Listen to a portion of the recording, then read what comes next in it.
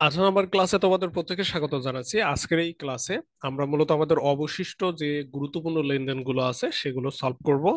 মূলত এই লেনদেনগুলো অ্যাডভান্স লেভেলের লেনদেন, স্বাভাবিকভাবে একটু মনোযোগ দিতে হবে। আর পূর্ববর্তী ক্লাস আমি বলে দিয়েছি যে আমাদের হিসাব বিজ্ঞানের লেনদেন বিশ্লেষণ থেকে 100% কোশ্চেন করা হয়। এখন লেনদেন বিশ্লেষণের ওই জায়গাটাই শুধু আমাদের কোশ্চেনের জায়গা না, ঠিক এমন কিছু ট্রানজেকশন দেওয়া থাকে বা লেনদেন দেওয়া থাকে যে লেনদেনগুলো থেকে জাবেদা নির্ণয় করতে বলবে, ডেবিট ক্রেডিট নির্ণয় করতে বলবে, মৌলিক বিশ্লেষণ থেকে দেখা যাচ্ছে যে ডেবিট ক্রেডিট নির্ণয় সহকারে হিসাব সমীকরণের কোন কোন উপাদানে পরিবর্তন ঘটছে। এছাড়া আমাদের আর্থিক পরিবর্তন রিলেটেড যে কোনো ধরনের কোশ্চেন কিন্তু করা হবে, এবং এই ধরনের কোশ্চেনের পরিমাণ প্রথম অধ্যায় সবচেয়ে বেশি, এবং এই কারণে কিন্তু আমি বলছি যে এই টিউটোরিয়ালটা 100% ইম্পর্টেন্ট এবং 100% এই জায়গা থেকে কোশ্চেন করা হবে। এর একটা অ্যাডভান্স অংশ আছে, সেটা আমরা পরবর্তীতে পড়বো।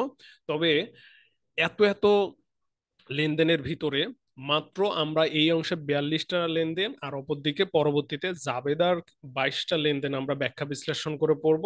মূলত এগুলাই বারবার রিপিট হয়, তো স্বাভাবিকভাবে তোমাদের একটু আন্তরিক হতে হবে, কারণ এভাবে কোনো গাইড বা অ্যাকোমোলেট করে দেওয়া নাই। যেহেতু আমরা টিউটোরিয়াল সিরিজে সবকিছু অ্যাকোমোলেট করেছি, এভাবে ভিডিও ক্লাসের মতো প্রত্যেকটা জিনিস বুঝাই বুঝাই দিতেছি।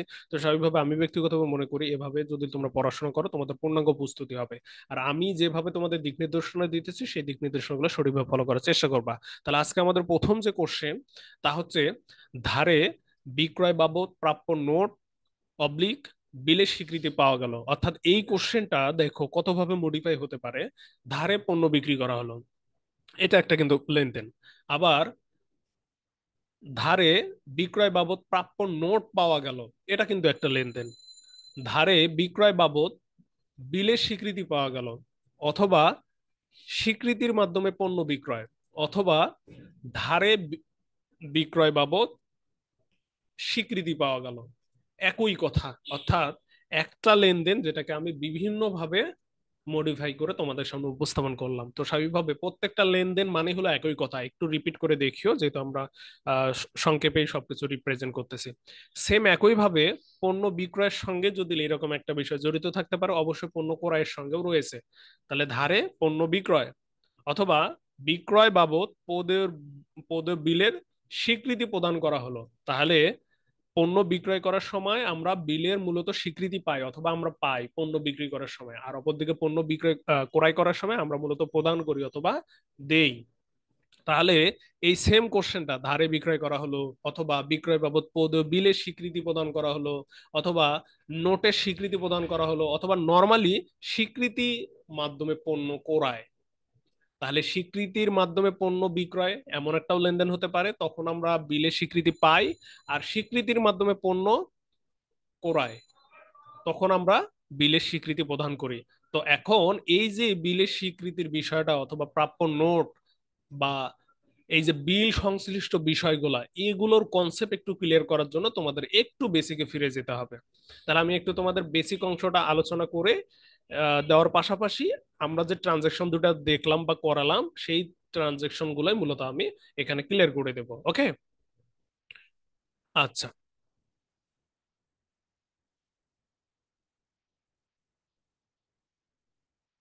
ওকে। তাহলে দেখো, সচরাচর পণ্য ক্রয় এবং পণ্য বিক্রয় কতভাবে হতে পারে, এর মাধ্যমটা সম্পর্কে তোমাদের কি ধারণা আছে? যে পণ্য ক্রয় বিক্রয় কতভাবে হতে পারে? তো মূলত তোমাদের কনসেপ্টে বা তোমাদের ধারণা হলো দুইটা, যে পণ্য ক্রয় বিক্রয় দুভাবে হতে পারে, হয় নগদ মাধ্যমে অবলিক চেক আছে, একই কথা, অথবা এখানে ধারে। মূলত এই দুই ভাবে বা দুই পন্থায় যে কোনো ব্যবসা প্রতিষ্ঠানে যে কোনো জিনিস ক্রয় বিক্রয় হতে পারে, তাই না? কিন্তু আরো একটা মাধ্যম আছে, সেটা হচ্ছে কি? বিনিময়। এখন পণ্য ক্রয় বিক্রয় সংশ্লিষ্ট জায়গায় এই তিনটা ওয়েতে বা তিনটা মাধ্যমে মূলত পণ্যদ্রব্য ক্রয় বিক্রয় হতে পারে, এবং এই তিনটা মাধ্যম থেকে তোমাদের লেনদেন কিছু বের করে নিয়ে আসতে হবে। যেমন আমি যদি বলি নগদে পণ্য ক্রয়, চেকে পণ্য ক্রয়। এখন নগদে যখন পণ্য ক্রয় করব, আমরা স্বাভাবিকভাবে ক্রয় হিসাব ডেবিট করব, আর অপরদিকে নগদান হিসাব ক্রেডিট করব। দেখো এগুলো এক একটা কিন্তু ট্রানজেকশন, এগুলো তোমাদের হোমওয়ার্ক। এটা হলো নগদে। সেম যখন ধারে হবে, সরি মানে চেকে হবে, তখন কিন্তু এই জায়গায় নগদ লেখা যাবে না, তখন আমরা কি করব? ব্যাংক হিসাব ক্রেডিট করে ফেলবো। তাহলে এই যে দেখো পার্থক্য। তাহলে এই লেনদেনটা দিয়ে, যেমন চেকে পণ্য ক্রয়, তখন ক্রয় হিসাব ডেবিট, ব্যাংক হিসাব ক্রেডিট, এটা জাবেদাতে আসতে পারে। আর নর্মালি চেকে পণ্য ক্রয় অথবা নগদে পণ্য ক্রয়, এই ধরনের কোশ্চেন গুলো যদি থাকে তাহলে হিসাব সমীকরণের প্রভাব দেখো এমন কোশ্চেন আসতে পারে। তো নর্মাল ভাবে আমি যদি নর্মাল ভাবে বলি যে যখন আমরা নগদে পণ্য ক্রয় করব, তখন বেসিক্যালি আমাদের ক্রয় বাবদ ব্যয় বাড়ে, তাই না? আর ব্যয় বাড়লে ওই হ্রাস পায়। সেম একই ভাবে যদি নগদে হয় নগদ ক্রেডিট, ব্যাংক যদি হয় ব্যাংক ক্রেডিট, যেটাই হোক না কেন আমাদের সম্পদ কি কমে যাচ্ছে, তাই না? তার মানে নর্মাল ভাবে যখন আমরা পণ্য ক্রয় করব নগদে অথবা চেকে, তখন আমাদের ব্যয় বাবদ মালিকানা সত্ত্ব হ্রাস পাচ্ছে আর অপর দিকে নগদ টাকা চলে যাচ্ছে। সেম কোশ্চেন, সেম কোশ্চেন যদি অবিরত পদ্ধতিতে কনসিডার করো, অবিরত পদ্ধতি মানে পারপেচুয়াল সিস্টেম, তাহলে এইটা যেটা আমরা করলাম এটা পিরিয়ডিক।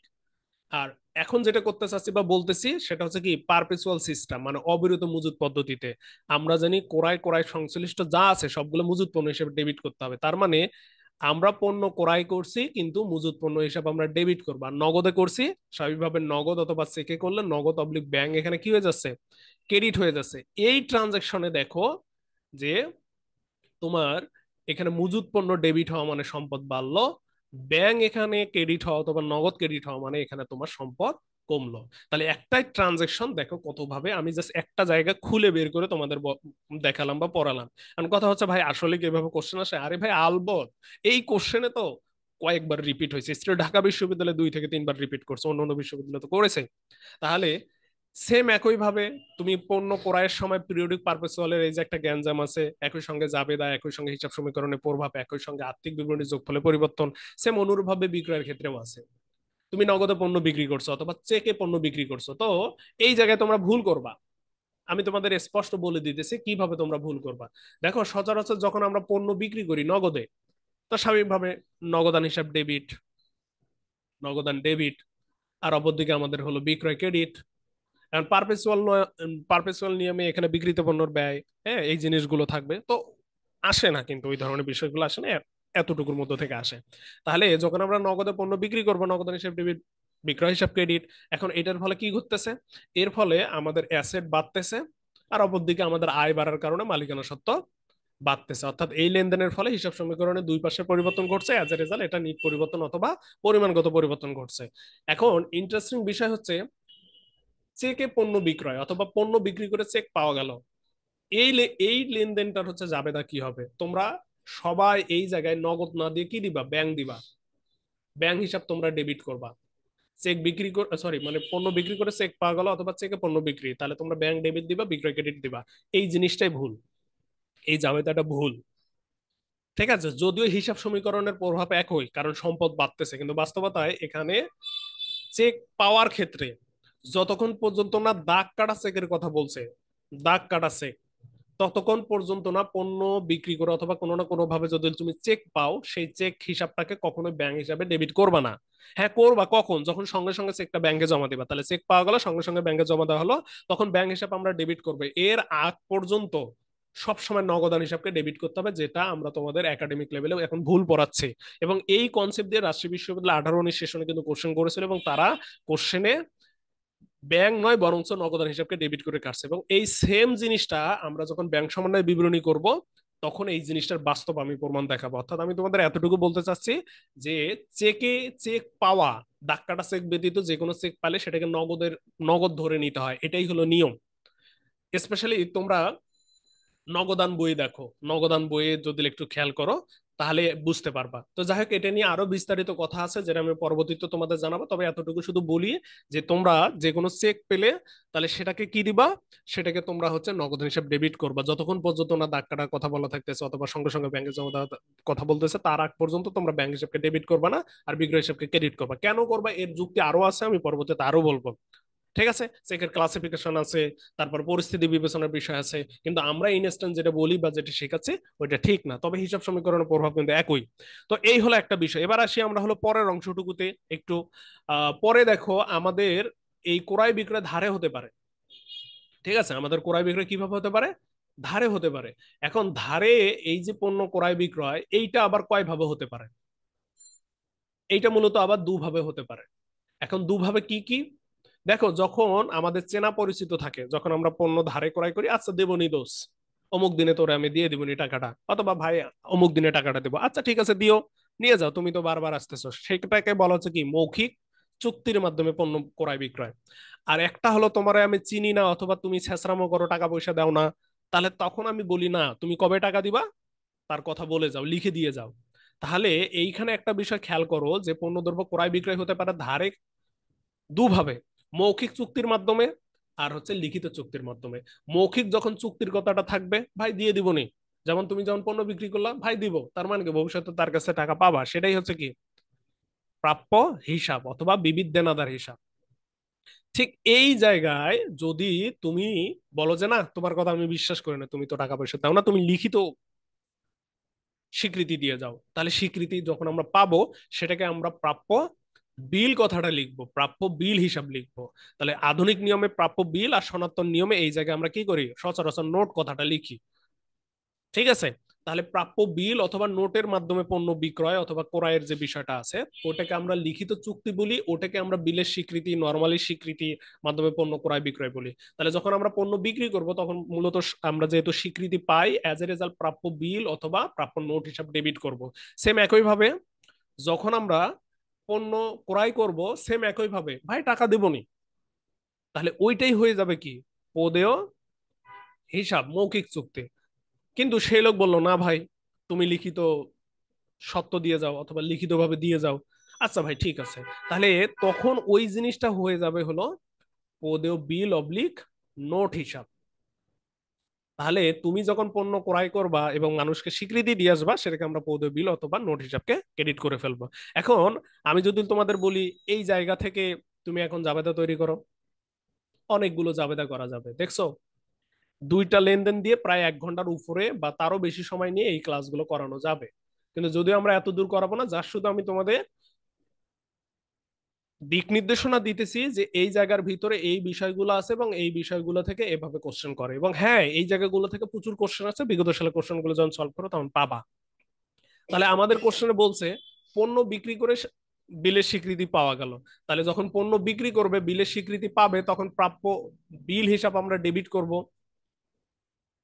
এই ডেবিট করে ফেললাম, আর অপরদিকে বিক্রয় কি আমাদের আয়, বিক্রয় হিসাব আমরা এখানে ক্রেডিট করে ফেলবো। ওকে, এখন এর ফলে আমাদের হিসাব সমীকরণে কোন কোন উপাদানের পরিবর্তন ঘটবে? প্রাপ্য বিল এটা হলো লিখিত সম্পদ, স্বাভাবিকভাবে লিখিত সম্পদ বেড়ে গেল। আর বিক্রয় এটা হলো আয়, আয় বাড়ার কারণে কি হলো আমাদের মালিকানা সত্ত্ব বেড়ে গেল, স্বাভাবিকভাবে বোঝা গেল এতটুকুর মধ্যে। সেম অনুরূপ ভাবে পরবর্তী যে ট্রানজাকশনটা ছিল সেটা হচ্ছে কি পণ্য ক্রয় করা বাবদ বিলের স্বীকৃতি প্রদান করা হলো। যখন বিলের স্বীকৃতি প্রদান করব এই জায়গায় দেখো নাম্বার ওয়ান, পণ্য যখন ক্রয় করি ক্রয় হিসাব আমরা ডেবিট করে ফেলি, স্বীকৃতি দিয়েছি স্বাভাবিকভাবে পদেয় বিল অবলিক নোট হিসাব ক্রেডিট। এর ফলে কি ঘটলো? এর ফলে কিন্তু আমাদের হলো ব্যয় বাড়ার কারণে মালিকানা সত্ত্ব কমলো, আর অপরদিকে আমাদের কিন্তু দায় বেড়ে গেল। তাহলে এই জায়গায় দেখো আমাদের হিসাব সমীকরণের একদিকে পরিবর্তন ঘটলো, তারে যখন আমরা বিলের স্বীকৃতির মাধ্যমে পণ্য ক্রয় করব তখন আমাদের কাঠামোগত অথবা গুণগত পরিবর্তন ঘটবে। আবার সেম একইভাবে যখন আমরা পণ্য বিক্রি করব তখন আমাদের কিন্তু নিট পরিবর্তন অথবা পরিমাণগত পরিবর্তন ঘটবে।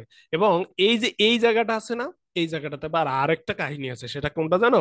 যে তুমি পণ্য বিক্রি সরি ক্রয় করছো কিন্তু অবিরত পদ্ধতি ফলো করো, তাহলে সেক্ষেত্রে এই জায়গায় মজুদ পণ্য হিসাব ডেবিট হবে, তখন কি হবে সম্পদ বাড়বে আর এদিকে এল আবার বাড়বে। এখন প্রশ্ন হচ্ছে ভাই একটা জায়গাতে এত প্যাচ, হ্যাঁ এত প্যাচ, তোমাকে অ্যালার্ট থাকতে হবে, তোমার জানার সক্ষমতা থাকতে হবে। ভাই অপশন গুলা কেমন থাকবে? অপশন গুলা এলোপাতারি থাকবে, এলোপাতারি থাকবে, অপশন দেখে অনেক সময় তোমাকে বুঝে নিতে হবে কোন সিস্টেমে অ্যান্সার করতে হবে। অনেক সময় দেখবা স্বীকৃতি বিলের মাধ্যমে পণ্য ক্রয় করা হয়েছে, স্বাভাবিকভাবে ক্রয় হিসাব ডেবিট, পদ বিল হিসাব ক্রেডিট, স্বাভাবিকভাবে মালিকানা সত্ত্ব হ্রাস, অপরদিকে দায় আমাদের এখানে হলো বৃদ্ধি, দেখলা যে এই জিনিসটা অপশনে নাই, তার মানে তখন বুঝে নিবা এই কোশ্চেনটা অবিরত নিয়মে করা হয়েছে, তখন সম্পদ বৃদ্ধি আর অপরদিকে এল বৃদ্ধি, এই কনসেপ্টে তোমাকে উত্তর করে আসতে হবে। আর যদি দুইটাই থাকে তাহলে সব সময় সাধারণ নিয়ম অর্থাৎ আমাদের এই পিরিয়ডিক সিস্টেম যেটা, কালান্তিক সিস্টেম যেটা, এটা ফলো করে তোমাকে অ্যান্সার করে আসতে হবে। আশা করি বুঝাইতে পারছি। তো এই জায়গা থেকে আরো অনেকগুলো কোশ্চেন হতে পারে, আমি তোমাদের অনুরোধ করব যে এই যে আমি তোমাদের তিনটা মাধ্যম দেখালাম যে এর মাধ্যমে মূলত ক্রয় বিক্রয় গুলো হয়ে থাকে, তিনটা মাধ্যমে, এই তিনটা মাধ্যমের যে এক একটা দিক নির্দেশনা বা ফর্মুলা আছে, এই ফর্মুলার উপর ভিত্তি করে কিছু ট্রানজাকশন তৈরি করো, অনেকগুলো ট্রানজাকশন তোমরা অলরেডি করে আছো, তো একটু তৈরি করো, তৈরি করে নিজেরাই সলভ করো। উদাহরণ হিসেবে আমি যদি বলে দেই বা আমি যদি তোমাদের বলি এভাবে করো, যেমন তুমি নগদে পণ্য করায় এটা করো, চেকে পণ্য করায় এটা করো, ধারে পণ্য করায়, স্বীকৃতি বিলের মাধ্যমে পণ্য করায় অথবা স্বীকৃতি প্রদানের মাধ্যমে পণ্য করায়, এটা তুমি জাবেদা করো বা লেনদেন করে এটা একটু জাস্টিফাই করো। এরপর বিক্রয়ের ক্ষেত্রে সেম একই ভাবে, যে তুমি নগদে পণ্য বিক্রয়, চেকে পণ্য বিক্রয়, ধারে পণ্য বিক্রয় অথবা প্রাপ্য বিলের মাধ্যমে পণ্য বিক্রয়, রহিমের কাছ থেকে পণ্য বিক্রয়, এরকম ব্যক্তি নাম উল্লেখ করে পণ্য বিক্রয়, এগুলো কিন্তু অহরহ আসতেছে। ঠিক আছে, সেম অনুরূপ ভাবে দেখো বিনিময়ের মাধ্যমে কি করা হবে, পণ্য ক্রয় বিক্রয় করা হবে। অর্থাৎ তুমি কোনো কিছু ক্রয় করছো, স্পেশালি সম্পদ, বিনিময়টা কখন ব্যবহার করা হয় জানো? সম্পদের ক্ষেত্রে।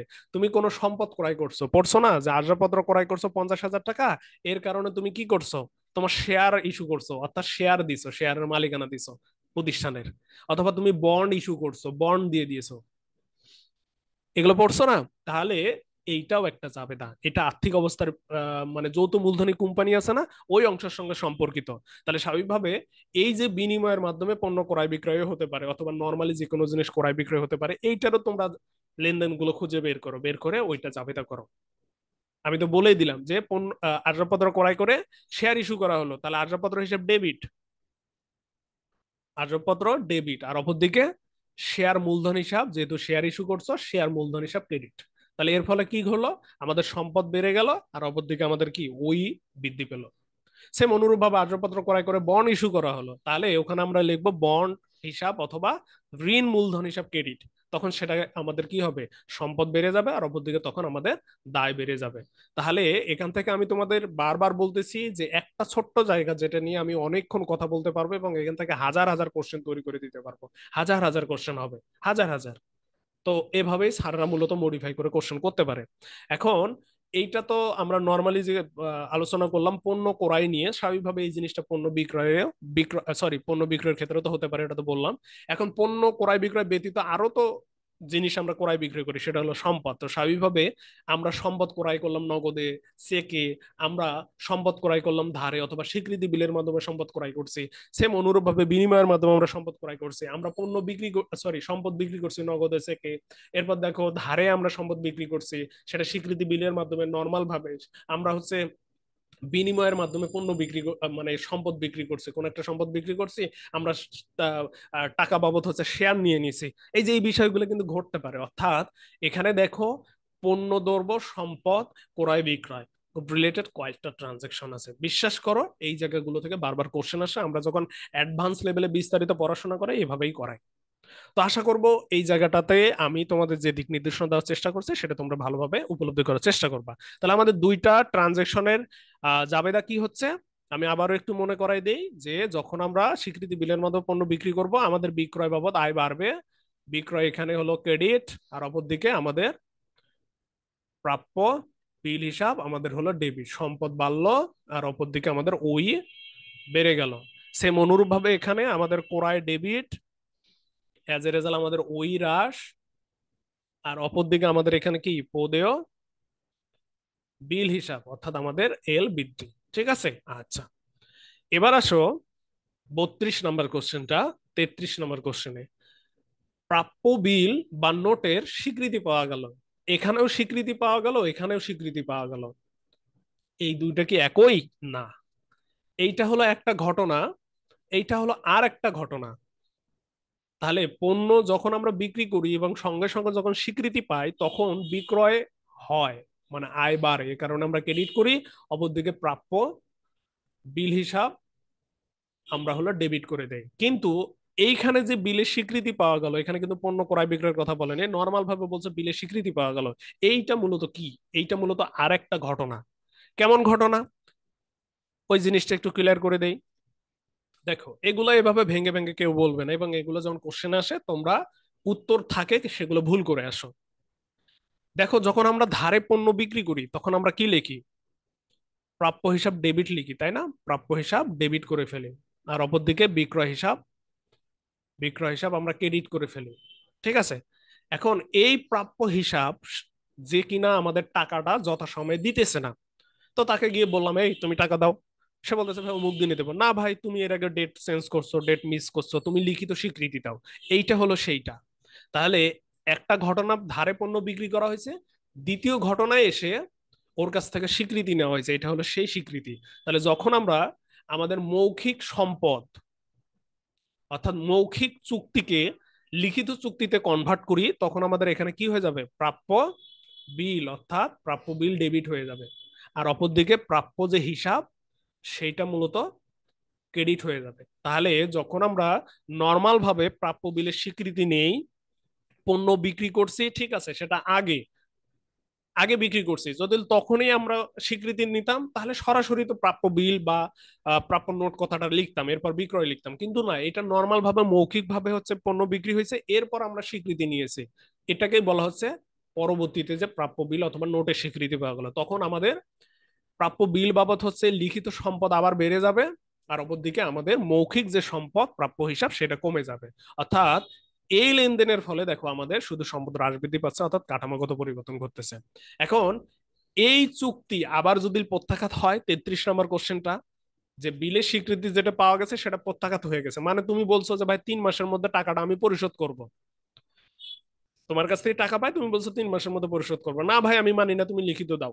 তুমি যখনই লিখিত দিবা, তুমি আমার মৌখিক জায়গা থেকে লিখিততে কনভার্ট হবা, সুতরাং মৌখিকটা কমে যাবে, লিখিত বেড়ে গেল।